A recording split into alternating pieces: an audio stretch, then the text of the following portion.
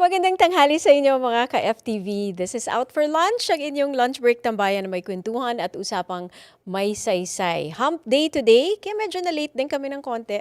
Nagka-humps din ang konting technical issues. Ganyan talaga pag live. But thank you for joining us kung nandiyan na kayo. Let us know that you're watching. It's January 21, 2026. It's a Wednesday. Yellow warning ng snowfall dito sa Toronto. 5 to 10 centimeters of snow ang forecast. Pero dito sa atin, mainit ang usapan. So hoping that you can join us for the next 30 minutes. Hi Jeff and hi Anjo. Yes, it is Hump Day and happy Wednesday sa inyong lahat.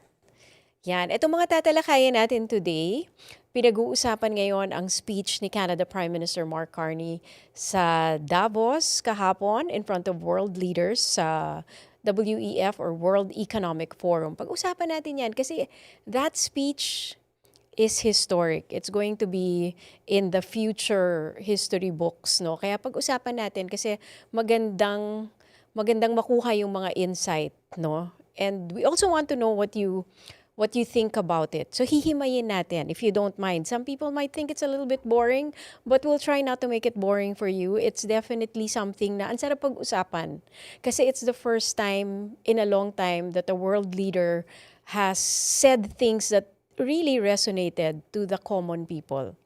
Edsel, hello, and Brandnem, hi Ma'am Cherry, hello sa inyo. Yeah, stay tuned, stick around for 30 minutes. Yan, may date tayo hanggang 1 o'clock this afternoon.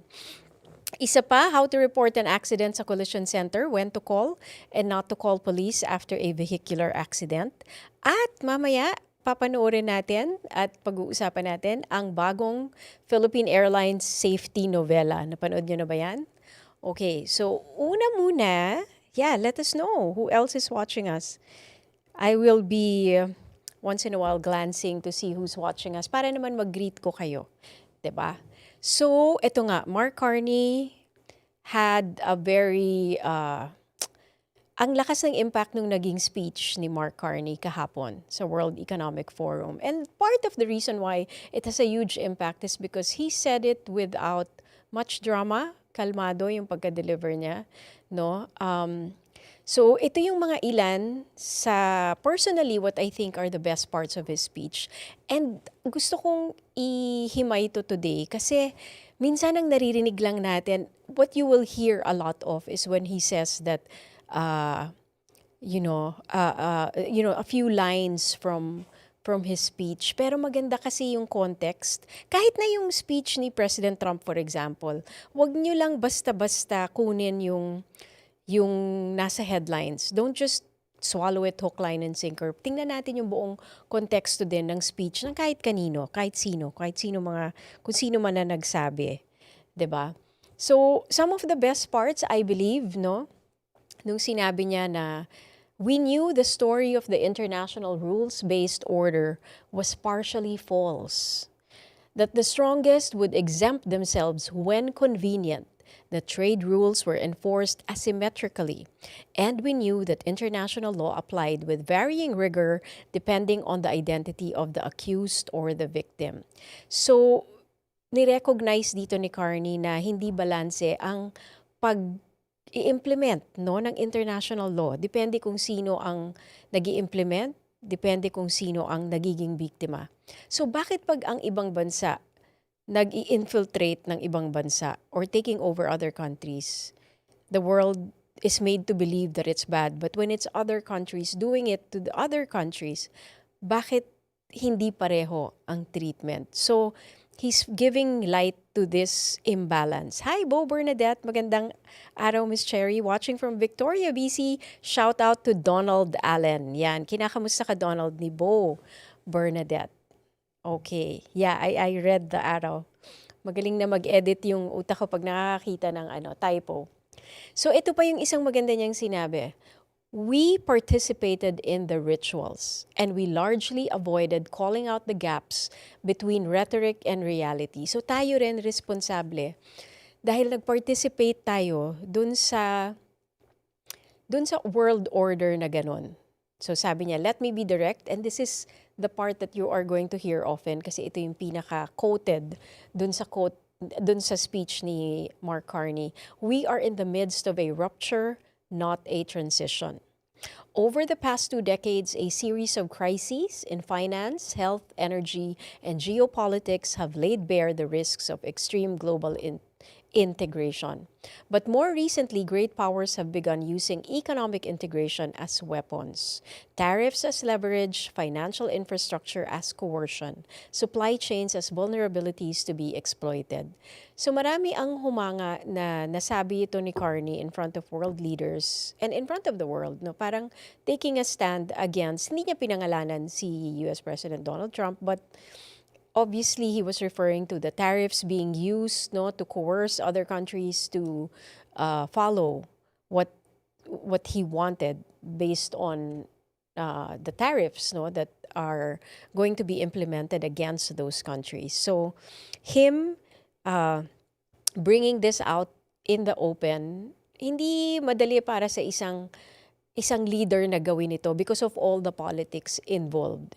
But then, we're trying to be very objective here with praising the speech. Definitely, there was courage in that, no? Pero also, I'd like to know what you think about it. Kasi middle power ang Canada. Let's continue, no? Before we have a more deeper look into that. So, and the question for middle powers like Canada, maraming bansa ang nasa middle power. Canada, a lot of European countries, Australia. Ito yung mostly kinakausap niya sa speech niya. Sabi niya, the question for us middle powers is not whether to adapt to the new reality because we must. The question is whether we adapt by simply building higher walls or whether we can do something more ambitious. Sabi niya, we aim to be principled and pragmatic. Hi, Ethel Mercado. Siya yan eh. Me, A-M-B-E-A-M. Hello, Miss Pretty Cherry. Kindly say hello to the hardworking ladies, Yolan, Patrice, Hazel, and Jasmine. Hello sa inyo. Hardworking ladies daw kayo, sabi ni Miss Ethel. So, yeah. Yan ang mga gusto nating medyo pagaanin ng ang araw ng konti, or just give you information that you can use, no? So yun na nga ang sabi niya sa mga middle powers. Sabi niya, principled in our commitment to fundamental values, sovereignty, and ano yung susunod dito?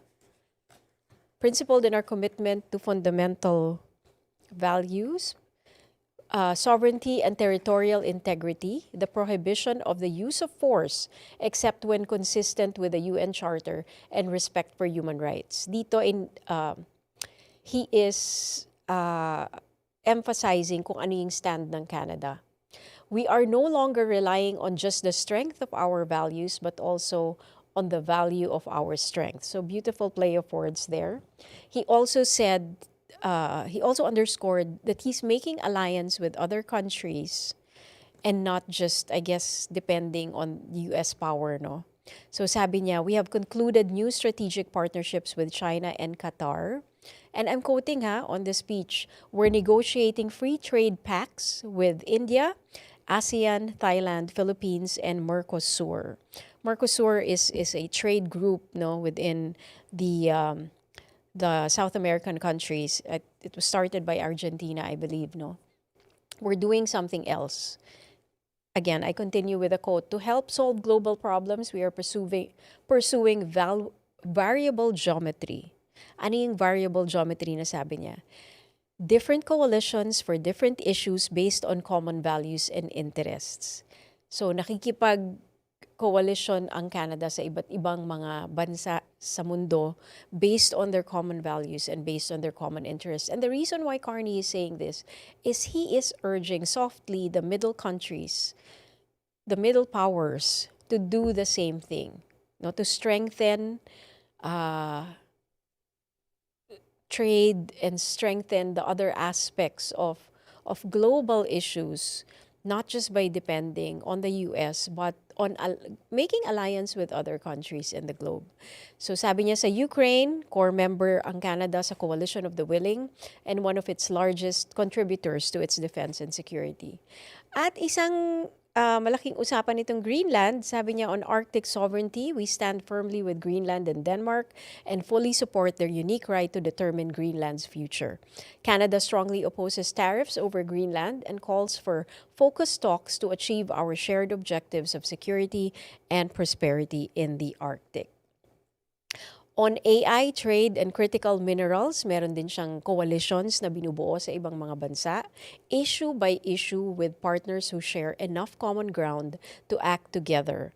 So sabi niya, in some cases, this will be the vast majority of nations. So parang pinaparinig niya, maganda yung pagkasulat ng speech dahil sinasabi niya na karamihan sa inyo, ganito rin ang nararamdaman. Ako lang ang nagsasabi para ako ang nagsisimulang magsalita para magsama-sama tayo. So he's calling on the middle powers to act together, and he did say that verbatim because if we're not on the table, we're on the menu. And isa rin to sa mga dahilan no na bring up ito ni Prime Minister Carney ngayon dahil talagang direktang naapektuhan ng Canada sa kagustuhan pronouncements no ni US President Trump na gusto nilang i-annex ang Canada, merong din Greenland, may ano. So, direktang naapektuhan ng Canada. And that's what prompted this world leader to talk. So, actually, matagal nang kinakailangan na merong magsalita. Sana, or merong gumawa ng bagong world order. No? Because other countries have been affected way back. Ukraine, Gaza, so many other African countries that are being used and abused, no? Being made as puppets. Pero ngayon, may nagsasalita and Canada is talking because we are directly being hit. Sabi ni Edsel, Carney's speech fit into a broader European narrative of recalibrating transatlantic relations under pressure from the US, unpredictability, and protectionist rhetoric. So yun na nga, nagsasama-sama with the European nations na parehong mga natithreaten ng US pronouncements of tariffs and all that, no? But the reason why, sige, ito, so but sabi niya, patuloy natin yung speech ni Carney, no? Sabi niya, pili tayo. Ito, in a world of great power rivalry, the countries in between have a choice. Compete with each other for favor or combine to create a third path with impact. Yun yung sinasabi ni Edsel. Magra-rival, are we going to be rivals with each other or are we going to band together to create a third path with impact? Okay? So, ang call din niya dito is for honesty. He calls on the middle powers to live the truth. First, it means naming reality. Stop na raw invoking rule-based international order as though it still function as advertised. Kasi ito yung ina-advertise, no, na we have a rule-based international order. And he's saying that's not happening anymore. Call it what it is.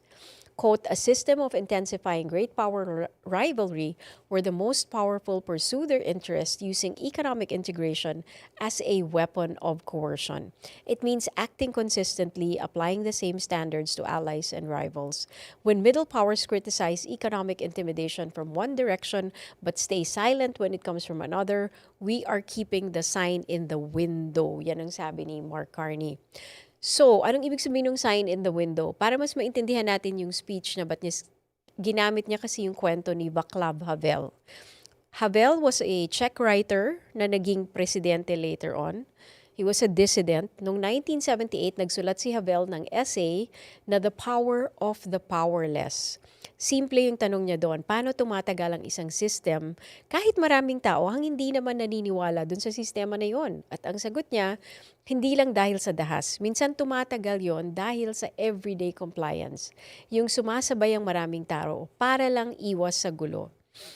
Kaya gumamit siya ng example. And this is probably not going to be quoted in a lot of media news that you will see. Pero ito dito nagsimula yung speech ni Mark Carney sa kwentong ito. Sa example ni Havel, no? Isang greengrocer o tindero, every morning naglalagay siya ng sign sa window na nakalagay, Workers of the World Unite. Hindi naniniwala yung greengrocer o yung tindero dun sa kanyang sign. Pero nilagay niya yon para para iwas gulo, no? Alam niya na karamihan ng tao hindi rin naniniwala doon. Pero para hindi siya mapag-initan, para safe, para hindi siya maparusahan, para mukhang good citizen sa mata ng mga may kapangyarihan. At dahil halos lahat ng shopkeeper ginawa rin yon, nagmukhang totoo yung sistema. Kahit sa loob-loob nila, alam nilang hindi. Yun yung point ni Havel. Minsan, ang power ng isang system galing sa participation ng ordinary people sa ritual na alam naman nila ay hindi totoo. Yun. So, tinawag ito ni Havel na living within a lie. Pero kapag may isang tao na tumigil sa performance, nagsisimulang mag-crack yung illusion. And that's what Mark Carney wants to start, no? And so yun ang sinabi niya. Sabi niya, let's stop living that lie. At ang Canada daw ay yun ang papanindigan, and open ang Canada para sa mga iba pa na gustong makisama na panindigan yon. So that is the historical speech of Mark Carney. And today, while he did that speech in the World Economic Forum, President Trump wasn't there yet. Nagkaroon ng konting aberya sa kanyang eroplano. Ano nga ba yung tawag sa eroplano? Air Force One. Ayan. Nagkaroon ng konting aberya and he had to change planes. So, hindi siya umabot yesterday sa Davos, no? Pero ngayon, hindi ko alam kung tapos na yung speech ni Trump kasi when I was preparing for the show, ongoing pa yung speech ni US President Trump. But this is what he said. Hold on, let me just give you parts of what he said. Let's play this. Let's play this part of his speech. This isn't live anymore. This was Canada a little gets bit a lot earlier. of freebies from us, by the way. They should be grateful also, but they're not. I watched your Prime Minister yesterday. He wasn't so grateful. But they should be grateful to us. Canada lives because of the United States. Remember that, Mark, the next time you make your statements. What we did for Israel was amazing. But that's nothing compared to what we have planned for the United States, Canada, and the rest of the world. We are going to build a dome like no other. We did it for Israel. And by the way, I told Bibi, stop taking credit for the dome. That's our technology. That's our stuff. But they had a lot of courage, and they were good fighters, and they did a good job, and we won. Canada gets a lot of freebies from us, by the way. They should be grateful also, but they're not. I watched your Prime Minister yesterday. He wasn't so grateful. But they should be grateful to us. Canada lives because of the United States. Okay, so that's part of what US President Trump said, that Canada relies heavily on the US and that the existence of Canada is largely because of the US. So, yan po yung bagong-bagong naging sagot ni US President Trump sa naging highly praised na speech ni Prime Minister Mark Carney yesterday. O updated na kayo sa pinakamalaking balita ngayon sa mundo. One of the biggest news, no? Okay, sino pa? Ano pa? Stretch tayo ng konti before we move on to the next topic. Parang people power, sabi ni Edsel. Well, we'll see what happens, diba? Because we're in the midst of a transition. Sabi ni Carney, rupture, not transition. Pero maganda yung mga analysis na after a certain number of decades, talagang nagkakaroon ng change in power in the world. So ngayon, is America going to lose it? Is it going to be which country or which particular group, no, is going to be powerful? Na fast track lang yung inevitable na kailangan tumayo ng Canada on its own. Yun na nga. So ang sinasabi ni Anjo, totoo naman na talagang marami, parang nakadikit yung intestines natin sa US, diba, ang Canada. So ngayon, na fast track daw that Canada has to stand on its own 2 feet. Okay. So yesterday, an unfortunate thing happened to me. I was gassing up sa isang gas station. I was outside the car, pumping gas.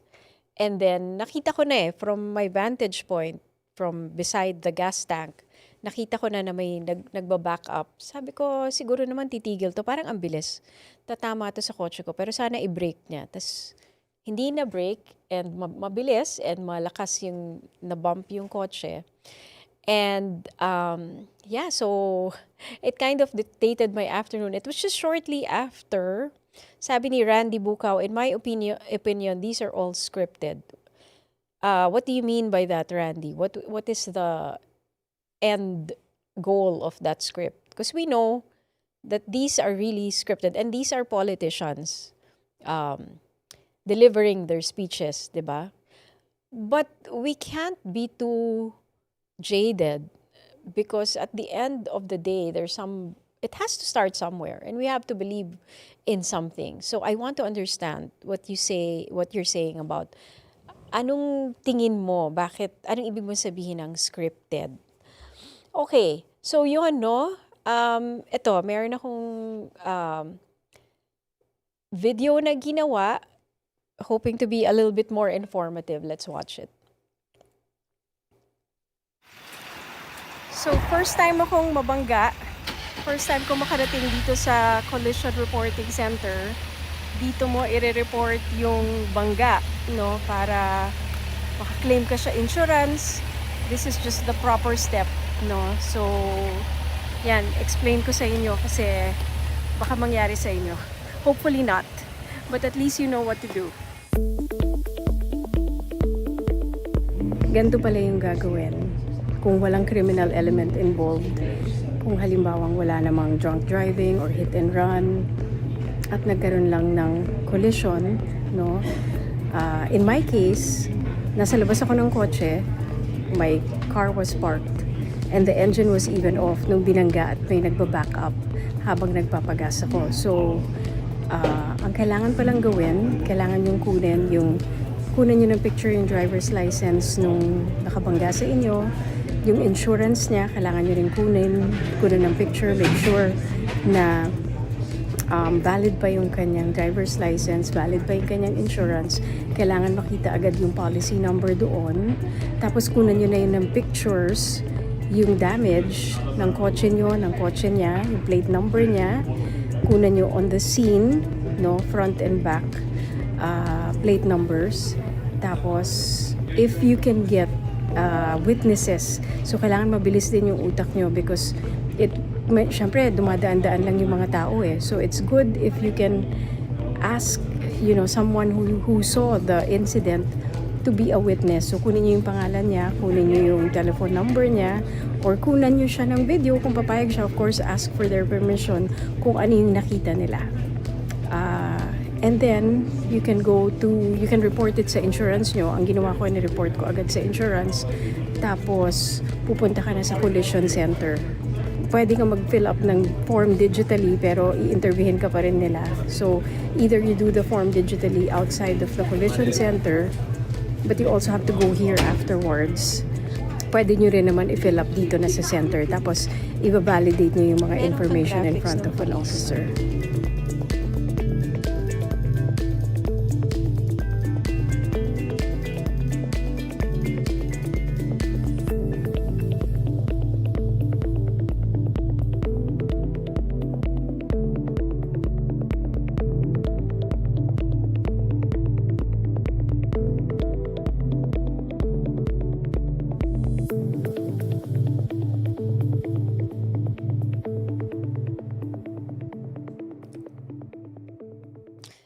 Yan. Thank you to Jeff Atienza for editing that video.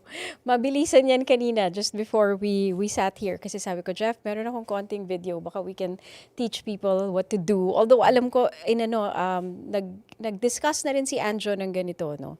But every now and then, we remind you about all of these. Para pag nangyari sa atin, kasi when it happened to me, hindi ko alam yung gagawin ko kasi hindi pa ako nababangga before. I know the basics like insurance, take the picture of the driver, no, the driver's license, not the driver, the driver's license. Actually, I'm not sure kung okay bang kunan yung driver mismo. Marami pang kwento ha. Hindi ko na ikikwento lahat. Pero just to clarify, the red car there, hindi ko kotse yun. That was the one it just so happened na dinadala siya doon sa collision reporting center. Pero ganun pala, pagdating mo doon, kukunan ng picture yung sasakyan mo na na-damage, kung kaya pang i-drive, no? Ako, nadala ko eh. Kung hindi, I guess the towing people bring it there and then they take a picture of the damage and then i-report mo na nga sa kanila. So, there are different situations, depende sa inyo, but I guess the bottom line is try to be calm when it happens para alam nyo kung ano yung mga dapat nyong gawin. You should definitely check if the license of the one na nakabangga ay still valid, kung insurance nila ay still valid, no? Kapag hit and run, ito yung, oh, hi Mike, love the outfit daw, thank you.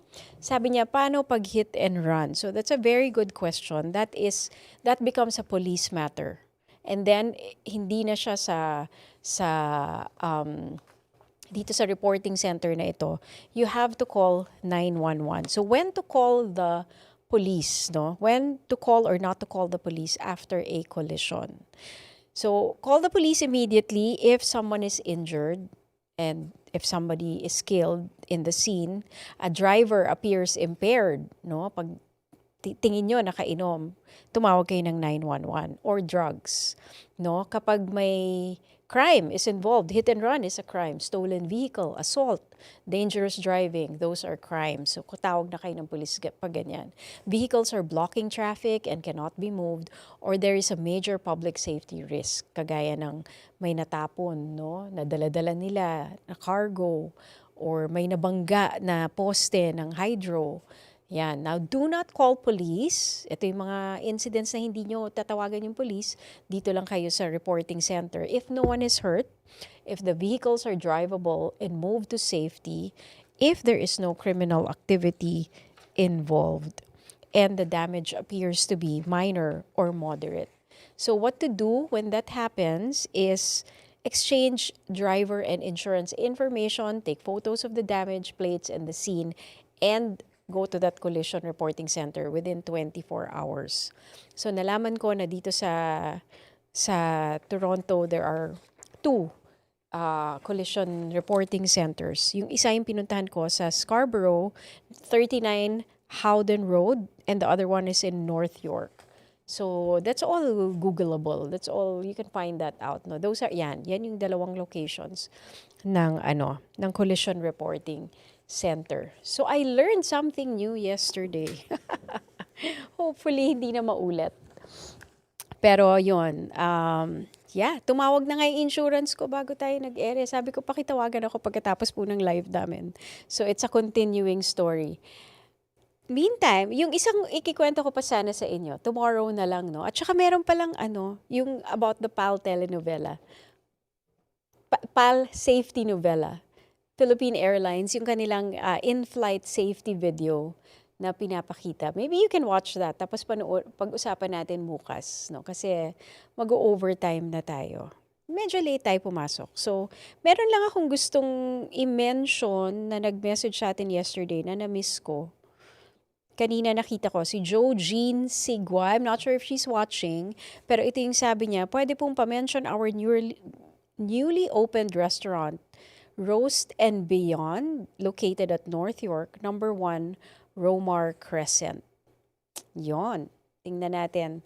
We'll look it up and maybe we'll show you then some visuals of Roast and Beyond, North York, number 1, Romar Crescent. Nakita nyo?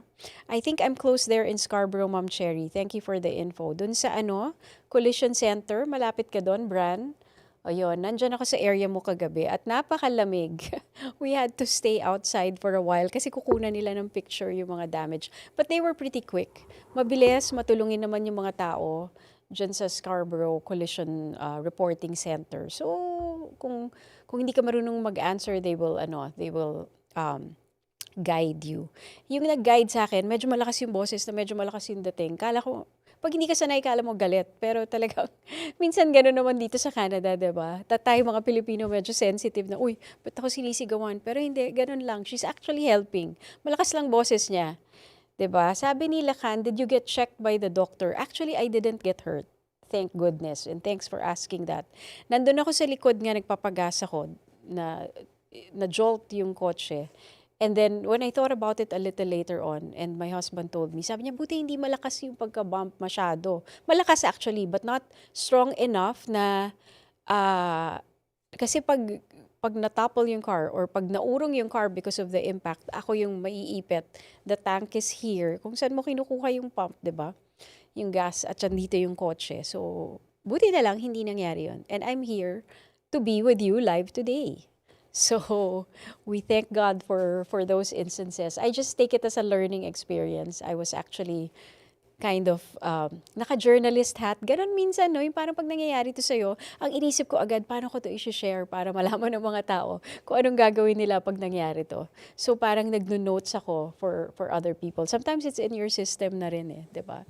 Okay, thank you for the info. Thank you guys for watching. I hope I was able to deliver something that is helpful to any one of you there. Share this video and be with us again tomorrow from 12:30 to 1 p.m. dito sa Out for Lunch with FTV. Cherry Mercado here. Bye!